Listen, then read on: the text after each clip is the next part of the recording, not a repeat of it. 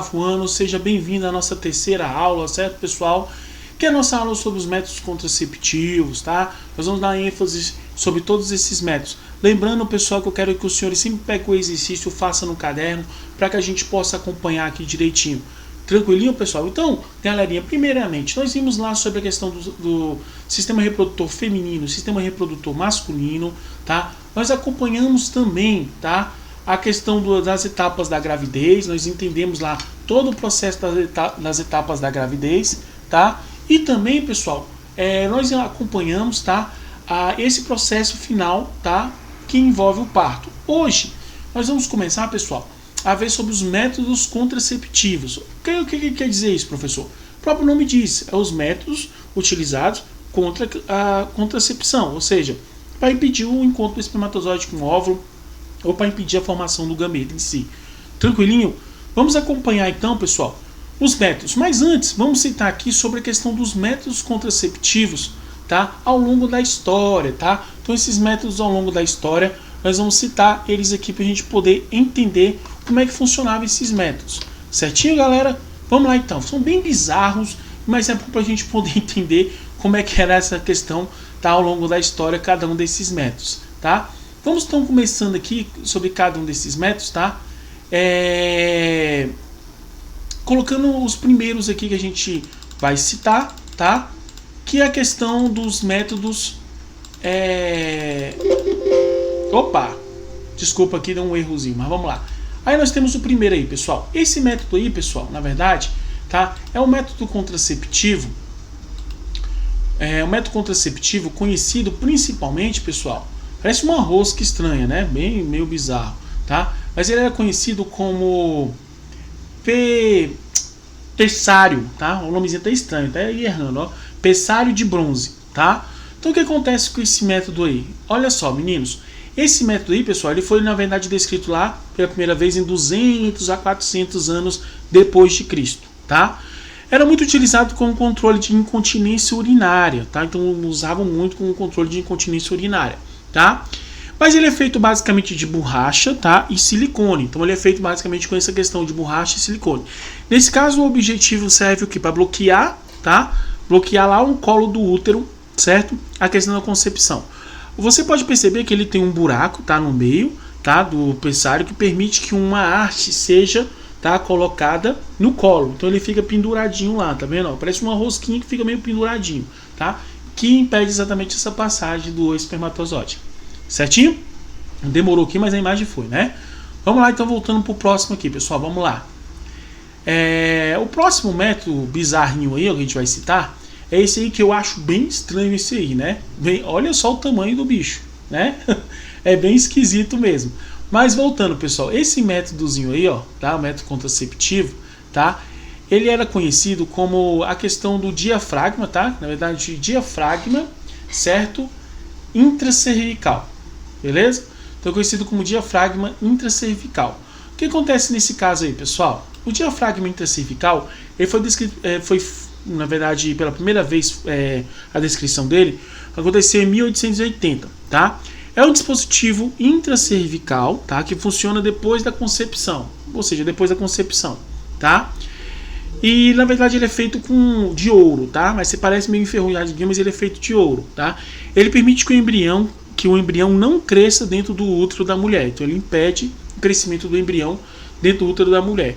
A parte achatada aí, pessoal, essa achatadazinha aí, ó, do dispositivo ficava presa na parede vaginal. Então ela ficava presa lá na parede vaginal. Enquanto a haste ficava introduzida entre o útero e o colo do útero, tá? Então tem essas diferenças aí. Tranquilinho? Vamos para mais um bizarrinho aqui para a gente poder entender, né? Esse aí, pessoal, olha só, esse aí, tá? Ele era chamado o quê? De esponja, tá? A esponja, certo? Contraceptiva. Legal, né? Então essa esponja contraceptiva, ela foi descrita pela primeira vez em 1910, tá? E no caso, pode parecer até brincadeira, pessoal, mas a esponja era muito utilizada como método contraceptivo nos meados de 1900, tá? A esponja da foto é feita o quê? Por borracha, beleza? E servia como um bloqueio no colo do útero. Então ela ficava lá e fazia um bloqueio no colo do útero. Essa esponja foi o quê? Foi um dos contraceptivos promovidos pelo quê? Promovidos por algumas empresas naquela época, tá? Então foi um dos métodos utilizados, tá? Nesse períodozinho aí, tranquilinho? Vamos lá então, vamos ver mais aqui. Mais alguns bizarros aqui a gente poder entender, né? Soltando mais um aí, ó. Esse aí, pessoal, é interessante, um pouquinho até chatinho de falar, né? Deixa eu explicar para os senhores, olha só.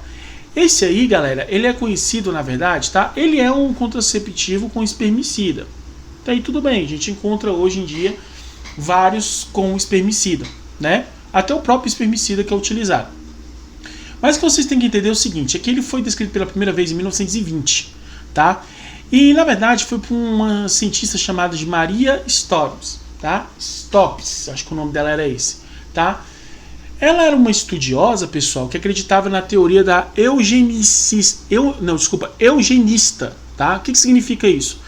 Que era, na verdade, a chamada ciência, pessoal, racista, tá? Então, a chamada ciência racista, perdão. O que ela pensava nesse caso? Ela, no caso, pensava da seguinte maneira, que a produção seletiva poderia evitar a proliferação, tá, de pessoas indesejadas, no caso, negros, tá? Então foi exatamente com essa ideia que ela criou, beleza? Só que nesse caso, pessoal, apesar dessa ideia meio pouco ortodoxa, né?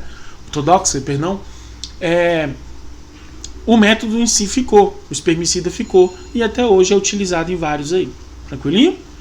Vamos lá então, vamos continuar aqui para a gente poder entender outros, né? O próximo aí, pessoal, que vocês podem perceber é a questão dessa coisa que parece uma flecha, uma coisa estranha, né? É na verdade uma camisinha, tá, pessoal? Isso aí é uma camisinha, tá? Só que essa camisinha era feita, na verdade, pessoal, com as tripas de animais, tá? E os principais animais que eram utilizados para fazer essa tripazinha é esse bichinho aí, ó. Vou mostrar para vocês aí, tá vendo?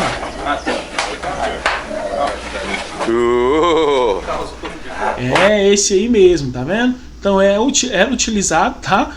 Através do que? Através desses animaizinhos aí, tá vendo? A tripa deles é que fazia essas camisinhas aí, tá? Até então, mas depois passando as eras, né? Começou a ter outras técnicas e a gente encontrou as de silicone que a gente utiliza hoje em dia, né? Então a gente encontra as de silicone, muito bem. Voltando então, pra gente ver mais algumas aqui, né? Vamos entender. Agora, pessoal, eu falei de todas para vocês da antiguidade, né? Os métodos contraceptivos de antiguidade. Vamos ver agora os modernos, o que a gente usa hoje em dia, né? Que é os mais utilizados aí. Vamos lá? Primeiro que nós temos aí, pessoal, são os métodos naturais, tá? Vamos utilizar os métodos naturais, tá? Também conhecidos como de comportamento, beleza? Que é para a gente poder entender. Comportamento do corpo, que envolve, a gente sabe exatamente, tá? Como se prevenir através disso. Então vamos lá, vamos começar então aqui, ó. Primeiro que nós temos aqui, pessoal, é a questão da tabelinha, tá? A tabelinha muito utilizada para as mulheres, né? Você tem assim, ó, o período da infertilidade, tá? Aqui você tem o período também da infertilidade, que na verdade está acontecendo o que? A menstruação, e o período fértil. O que vocês têm que entender é o seguinte, pessoal. Através dessa contagem aqui da tabelinha, a mulher sabe exatamente o período que ela não vai correr risco tendo relação sexual, risco de engravidar. Tendo relação sexual, tá? Nesse período, ela vai saber exatamente contando, tá? Os dias certinho, certo? Beleza? Agora é o seguinte, pessoal, esse método não é muito eficiente, porque tem algumas mulheres que não têm um ciclo menstrual regular, tá? E nesse caso não é tão eficiente. Beleza, pessoal? Vamos lá então. Mais um aqui. Esse aí, pessoal, é chamado de muco cervical. O que acontece nesse caso? Antes da mulher entrar no período fértil, ela libera esse mucozinho aí, indicando que ela está entrando no período fértil, tá? Com esse mucozinho aí, ó, tá vendo que você pode perceber esse muco? Nesse caso, tá? Quando acontece o aparecimento desse muco, a mulher sabe exatamente que ela está no período fértil e assim pode evitar o ato sexual nesse período. Beleza? Vamos ver aqui mais um então. Aqui, pessoal, nós temos mais um aqui, ó, que é chamado de coito interrompido. O coito, que é na verdade o sexo, certo? O que acontece? Durante o ato sexual, tá? Durante o ato sexual, o homem, ele retira durante o ato sexual, o homem ele retira o pênis antes da ejaculação, tá? Então com isso, tá, ele impede que ocorra a passagem do espermatozoide para dentro do organismo feminino, tá? Então ele acaba impedindo isso. Agora, um ponto importante, pessoal, esse método não é muito eficiente. Por quê? Porque não são todos os homens que conseguem ter esse controle ejaculatório, tá? E outro ponto também, antes da ejaculação, o homem libera um líquidozinho, tá? E esse líquidozinho tem, certo, uma concentração de espermatozoide. Apesar de ser mais raro para poder engravidar, pode acontecer, tá? Então, certo, ele não é tão eficiente por conta disso, certinho? Esse aí, pessoal, é um método da temperatura, tá? Isso aí, na verdade, é um termômetro que a mulher utiliza, tá? Utiliza esse termômetro para medir a temperatura que indica uma temperatura alta no período fértil, certo? Não é tão utilizado, mas ele ainda existe. Tranquilinho? Vamos lá, então. Mais um, então. Sim, agora nós vamos ver aqui, pessoal, os métodos não naturais de barreira, tá? Os não naturais de barreira, para a gente poder frisar aí. Então lá, primeiro de barreira que nós temos aí, ó, é a camisinha. Não é aquela camisinha lá, tá? Feito com tripas de animais, não, tá bom? Essa camisinha envolve aí, por exemplo, a masculina e a feminina, é feita de látex, tá? E exatamente o que, pessoal? A camisinha, ela vai impedir, certo? A liberação, tá, dos gametas. Então impede a liberação do gameta masculino, tá? Nesse caso, impede essa liberação tanto aqui, ó, camisinha feminina, como a camisinha masculina. Outro ponto importante, pessoal, é que as camisinhas também protegem contra o quê? Contra as doenças sexualmente transmissíveis, por exemplo, como a AIDS e outras doenças também, tá? Então também tem essa eficiência nas camisinhas. Mais um, vamos lá? Isso aí, pessoal, é chamado o quê? Chamado de diafragma, certo, pessoal? O diafragma, galerinha, é na verdade esse tampãozinho aí, ó, que você introduz exatamente lá na vagina, tá? Então, durante o ato sexual, o espermatozoide não passa e volta. Tranquilinho? Então, você tem esse interrompimento aí através do diafragma. Tranquilo? Mais um. Esse aí é o DIU. Diferente daquele que a gente viu lá, pessoal, esse dispositivo intrauterino, tá? Ele, na verdade, ele é feito através do médico. O médico faz a introdução dele, tá? É questão de segurança, certo? E nesse caso, pessoal, esse métodozinho aí, ó, que é colocado, tá? O DIU, o que acontece com ele? Ele é feito praticamente de plástico, tá?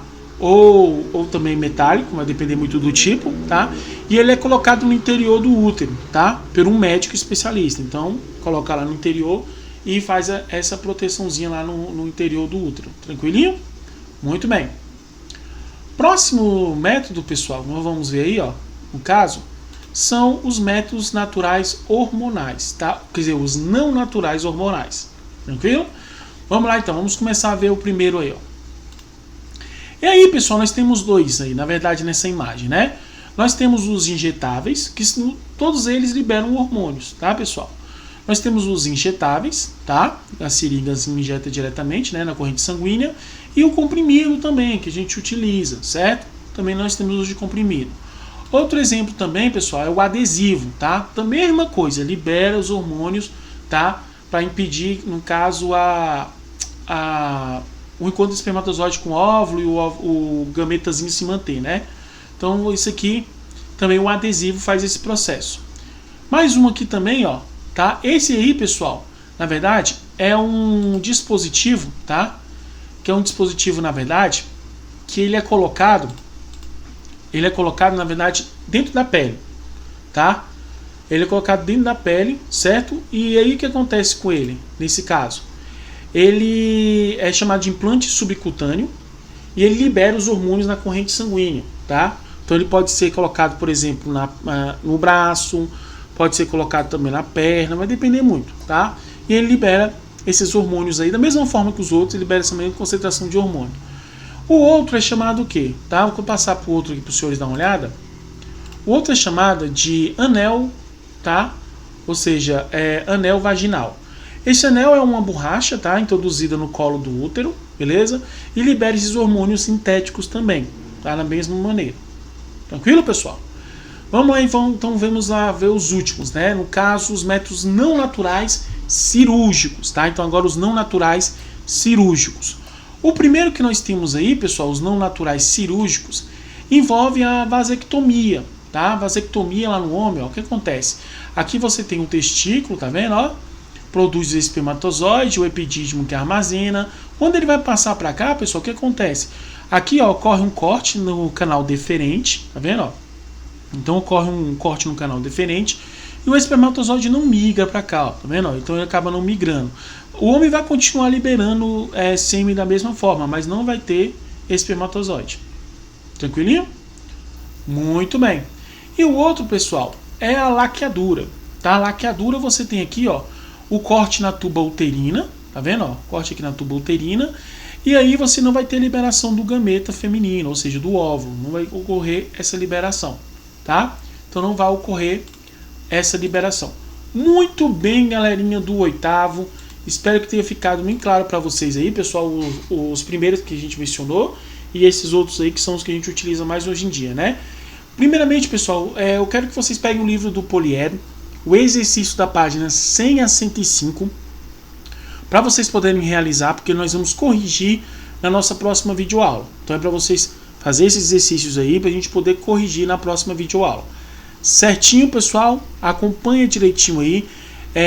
A nossa próxima aula, sem ser a correção do exercício, nós vamos trabalhar, tá, com a questão das doenças sexualmente transmissíveis, tá? Nós vamos falar sobre elas agora. Firme e forte, galerinha, tá? Espero que os senhores tenham aproveitado aí, tá? Espero, a imagenzinha estava um pouco ruim em algumas, né? Mas deu pra gente frisar, tá? Fica com Deus aí, tá? Acompanha direitinho o canal da escola pra gente poder tirar algumas dúvidas. Bye bye, fica com Deus, tchau.